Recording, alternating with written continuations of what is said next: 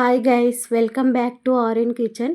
ఈరోజు మన ఆర్యన్ కిచెన్లో టేస్టీ అండ్ హెల్దీ స్వీట్ రెసిపీని మీ ముందుకు తీసుకొచ్చాను. ఈ స్వీట్ రెసిపీని ఎలా చేయాలో మీకు ఈ వీడియోలో పూర్తిగా చూపిస్తాను. అదేనండి జిలేబీ. జిలేబీ చేయాలంటే చాలా కష్టమని మనం భయపడుతుంటాం కదా. ఆ కష్టమంతా పడే బదులు ఒక 50 రూపాయలు 100 రూపాయలు పెట్టి బయట కొనుక్కొచ్చుకుంటే బెటర్ అనుకుంటాం. కానీ అంత శ్రమ అవసరం లేదండి.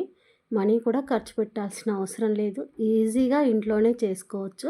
అది ఎలాగో ఈ వీడియోలో మీకు చూపిస్తాను. ఇక్కడ మనకి ఈ జిలేబీ చేసుకోవడానికి ఒక 2 పదార్థాలు ఉంటే సరిపోతాయండి. అది ఒకటి మనం దోసపిండి, రెండవది బెల్లం. ఈ 2 పదార్థాలతో మనం చక్కగా జిలేబీని చేసుకోవచ్చు. అదేలాగో ఈ వీడియోలో పూర్తిగా చెప్తాను. ఎక్కడా స్కిప్ చేయకుండా వీడియో మొత్తం చూసి మీరు కూడా ట్రై చేసి చూడండి. ఇక్కడ నేను బెల్లాన్ని కట్ చేసి పెట్టుకున్నాను.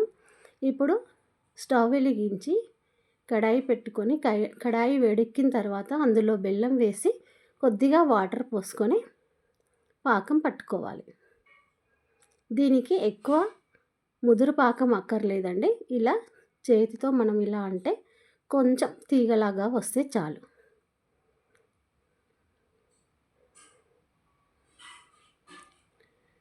ఇలా కొంచెం వాటర్ పోసుకొని మనం ఈ బెల్లాన్ని గరిటెతో అంతా కరిగేలా కలుపుకోవాలి.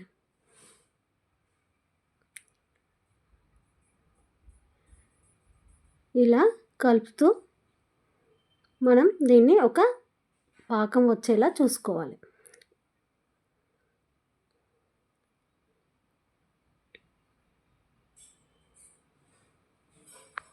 ఇప్పుడు చేతితో పాకాన్ని చూసుకోవాలి. ఇలా తీగ పాకం వస్తే చాలు. వెంటనే స్టవ్ కట్టేసి పక్కన పెట్టుకోవాలి. ఇప్పుడు మనము దీనికి జిలేబీ చేయడానికి కావాల్సిన పదార్థం నెక్స్ట్ దోసపిండి. దోసపిండితో జిలేబీలు ఎలా చేసుకోవాలో ఇప్పుడు నేను ఈ వీడియోలో మీకు చూపిస్తాను. దోసపిండినంతా మనం ఒక కవర్లో వేసుకొని దానికి హోల్ పెట్టుకొని మనం జిలేబీలు వేసుకోవాలి.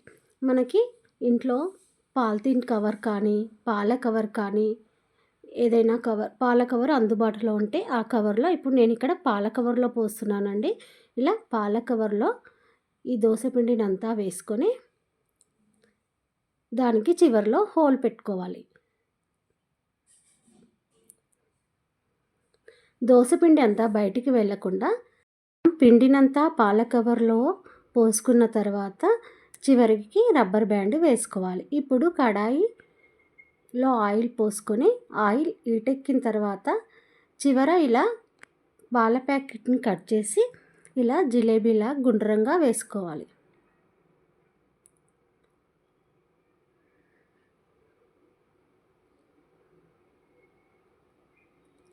ఇవి మంచి గోల్డెన్ బ్రౌన్ కలర్ వచ్చేంత వరకు ఫ్రై చేసుకోవాలి.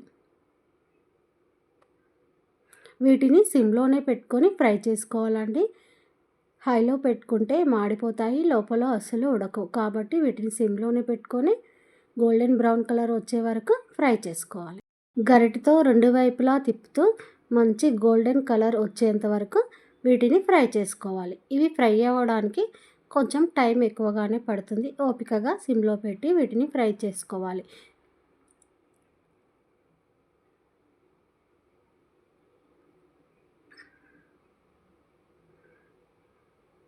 ఇక్కడ నేను దీన్ని సెకండ్ వైపు టర్న్ చేశాను. దీన్ని కూడా సెకండ్ వైపు కూడా మంచిగా క్రిస్పీగా ఫ్రై అయ్యేంత వరకు ఇలా 2 వైపులా టర్న్ చేస్తూ గోల్డెన్ బ్రౌన్ కలర్ వచ్చేంత వరకు వీటిని వేయించుకోవాలి. ఇలా వేడిగా ఉన్నప్పుడే వీటిని తీసి పాకంలో వేసుకోవాలి. ఇలా వేడిగా ఉన్న జిలేబీలను పాకంలో వేసుకోవడం వల్ల వెంటనే దాంట్లో ఉన్న బెల్లం సిరప్ మొత్తాన్ని పీల్చుకొని టేస్ట్ బాగా వస్తాయి. జిలేబీలు కూడా బాగా ఉబ్బిపోతాయి. ఇవి చాలా టేస్ట్గా ఉంటాయండి. బయట మార్కెట్లో కొనుక్కునే బదులు ఇలా ఇంట్లోనే దోసపిండి ఉన్నప్పుడు బెల్లంతో ఇలా జిలేబీలు చేసి మీ పిల్లలకి పెట్టి చూడండి.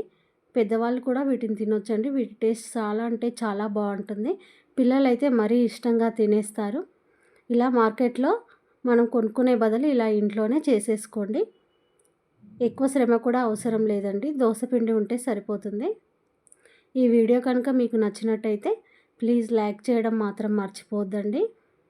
మీరు లైక్ చేయడం వల్ల మా వీడియోస్కి ఇంకా మంచి మంచి వీడియోస్ చేయాలనే ఇంట్రెస్ట్ వస్తుంది.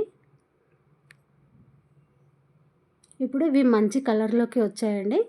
వీటిని ఇలా వేడిగా ఉన్నప్పుడే మనం పాకంలో వేసేసుకోవాలి.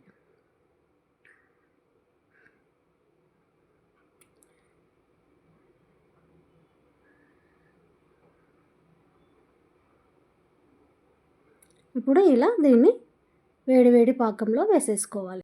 ఇలాగే మిగిలినవన్నీ కూడా చేసేసి వేడి పాకంలో వేడిగా ఉన్నప్పుడు మాత్రమే వేసేసుకోవాలి. దానివలన మనము వేసిన బెల్లం సిరప్ని ఇవి బాగా పీల్చుకొని ఉబ్బిపోతాయి. టేస్ట్ కూడా చాలా బాగుంటుందండి. ఈ వీడియో కనుక మీకు నచ్చినట్టయితే ప్లీజ్ లైక్ చేయడం మాత్రం మర్చిపోవద్దు.